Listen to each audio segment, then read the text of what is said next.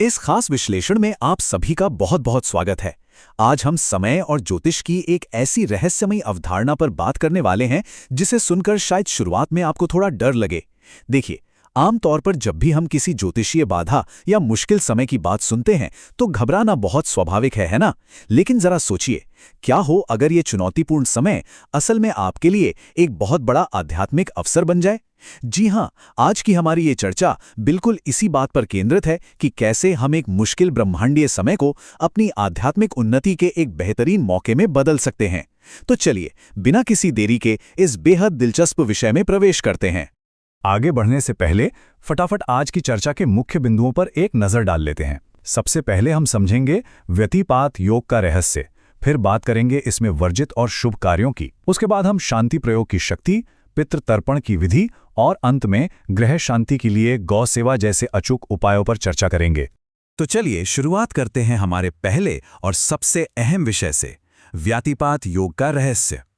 ज्योतिष शास्त्र में इस योग को काफी विनाशकारी और बाधाओं से भरा माना जाता है, पर इसके पीछे का विज्ञान आखिर है क्या? 17 यानी 17 हिंदू पंचांग में कुल 27 नित्य योग होते हैं और ये व्यतिपात योग ठीक 17वें नंबर पर आता है। हमारे प्राचीन ग्रंथों में जो 9 सबसे अशुभ योग बताए गए हैं, उनमें इसे सबसे ज्यादा भयंकर माना गया है। क्यों?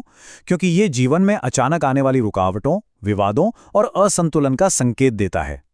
कहते हैं कि जिन लोगों का जन्म इस योग में होता है, उन्हें अपने जीवन के शुरुआती सालों में काफी कड़े संघर्षों का सामना करना पड़ता है। अगर इसे थोड़ा खगोलीय दृष्टि से समझें तो ये योग तब बनता है जब सूर्य और चंद्रमा के संयुक्त भोगांश 213 डिग्री 20 मिनट और 226 डिग्री 40 मिनट के बीच होते हैं। इसके स्वामी साक्षात भगवान रुद्र हैं। ये एक वायु तत्व का योग है, जिसका मतलब है कि ये हमारे आसपास के वातावरण में एक बहुत ही अस्थिर और उग्र ऊर्जा पैदा कर देता है। यही वजह है कि इस समय को सांसारिक स्थिरता के लिए बिल्कुल अच्छा नहीं माना जाता। अब आते हैं दूसरे भाग पर, वर्जित और शुभ कार्य। देखिए, व्यतिपात योग का मतलब सिर्फ नुकसान नहीं है। ये पूरी तरह से इस बात पर निर्भर करता है कि आप उस ऊर्जा का इस्तेमाल किस दिशा में कर रहे हैं। यहाँ भौतिक और आध्यात्मिक कार्यों के बीच का अंतर समझना बहुत जरूरी है। शादी ब्याह, सगाई, गृह प्रवेश, कोई नया व्यापार शुरू करना या फिर कोई बड़ी प्रॉपर्टी या गाड़ी खरीदना, ये सभी सांसारिक काम इस दौरान पूरी तरह से वर्जित हैं। लेकिन रुकिए, इसका दूसरा पहलू बहुत शानदार है। यही वो समय है जब आपके आध्यात्मिक कार्य जैसे कि ध्यान, उपवास, मंत्र जप और दान कई गुना अधिक शक्तिशाली हो जाते हैं। जो ऊर्जा सांसारिक कामों को बिगाड़ती है, वही ऊर्जा आपकी आध्यात्मिक उन्नति के लिए एक रॉकेट की तरह काम करती है। और ये आध्यात्मिक लाभ कोई छोटा मोटा नहीं है, ये पूरे 1,00,000 गुना है। जी हाँ, आपने बिल्कुल सही सुना। संतों और शास्त्रों के अनुसार व्यतिपात योग में किया गया कोई भी जप, तप या विशेषकर सूर्य नारायण की उपासना आम दिनों की तुलना में 1,00,000 गुना ज्यादा फल देती है। ये इस मुश्किल समय का सबसे बड़ा छिपा हुआ वरदान है। तो अब हम अपने तीसरे विषय पर बढ़ते हैं, शांति प्रयोग की शक्ति। अगर कोई व्यक्ति शनि की 7.5, मंगल या राहु केतु की पीड़ा से गुजर रहा है, तो उनके लिए ये समय असल में एक बहुत बड़ा अवसर बन सकता है। शांति प्रयोग के कुछ बहुत ही अचूक उपाय हैं जिन्हें हम आसानी से कर सकते हैं। क्योंकि इस योग के स्वामी भगवान रुद्र हैं, इसलिए शिव उपासना यहाँ सबसे तेज काम करती है। महामृत्युंजय मंत्र का जप, रुद्राभिषेक और शिव स्तोत्र का पाठ हर तरह के दोष से मुक्ति दिलाता है। इसके अलावा हनुमान चालीसा या गणपति अथर्व शीर्ष का पाठ करने से सारी नकारात्मकता दूर हो जाती है। अगर भौतिक स्तर पर बात करें तो इस दौरान काले तिल, सरसों का तेल या काले कंबल का दान करना ग्रहों की उथल पुथल को शांत करने में बहुत बड़ी भूमिका निभाता है। नंबर 4, पितृ तर्पण विधि। शांति प्रयोग से थोड़ा और गहराई में चलते हैं और एक ऐसे विषय की बात करते हैं जो हमारे पूर्वजों और कर्मों के कर्ज से जुड़ा है।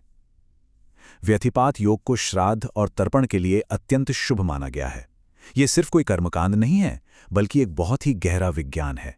महाभारत के आदि पर्व की एक बहुत ही सुंदर पंक्ति है, पुन्नामनो नरकादयस्मात् पितरम त्रायते सुतः।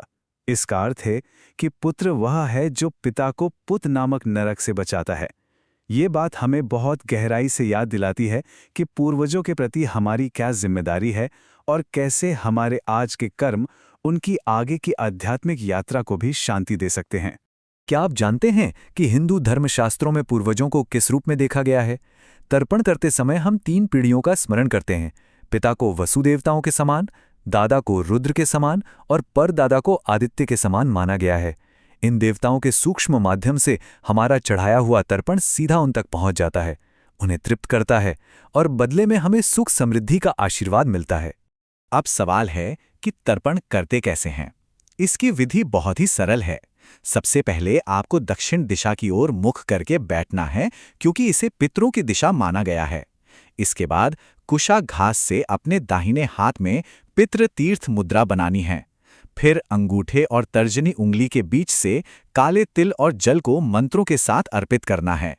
काले तिल को देवान्न कहा गया है, जो सीधे मोक्ष से जुड़ा है और पितरों को तुरंत संतुष्ट करता है।